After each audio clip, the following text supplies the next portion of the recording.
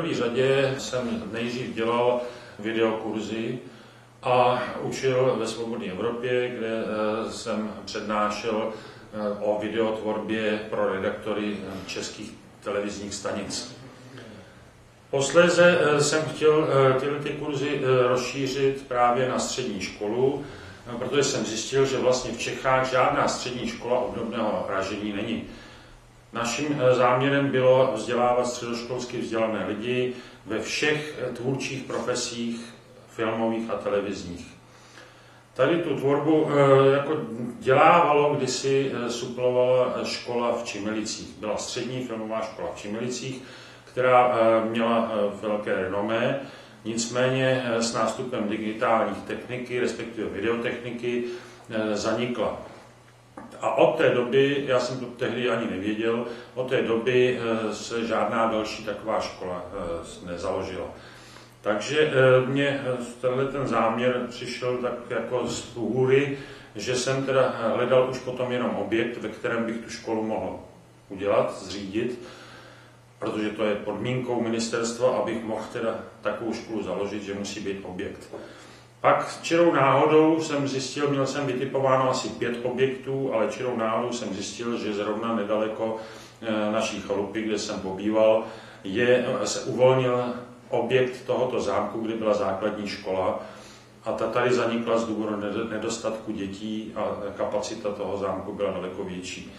Takže jsem oslovil starostu, dohodli jsme se, udělali jsme smlouvu, založili jsme obecně prospěšnou neziskovou společnost, která je zřizovatelem školy, a začali jsme připravovat objekt pro naše studenty. Bylo tady spousta stavebních prací, bylo tady nutné vybavit technikou, zaplať pánbůh tady jsme měli jsme tady aspoň lavice, staré, ale ucházející, měli jsme tady tabule, přeci jenom bylo to vybavené jako škola, takže to bylo pro ty naše účely ideální.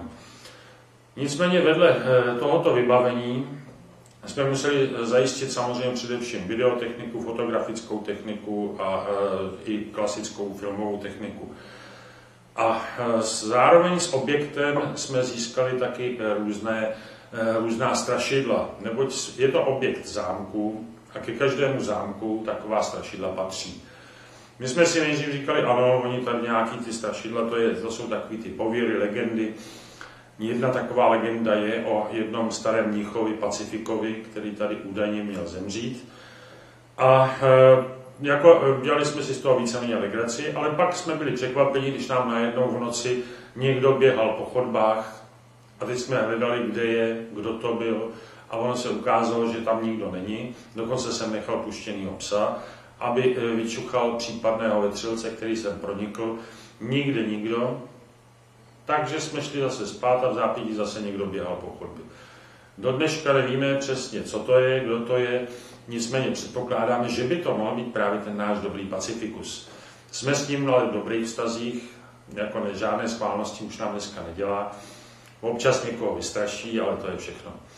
Takže ani studenti z toho nemají žádná traumata, spíš z toho mají srandu. A je to taková zajímavost tohoto zámku. Fotka vznikla tady v tom sklepení, ten stín byl v levém dolním rohu.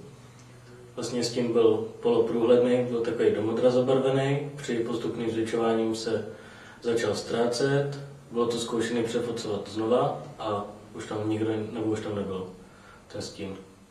Nikdo neví, co to je.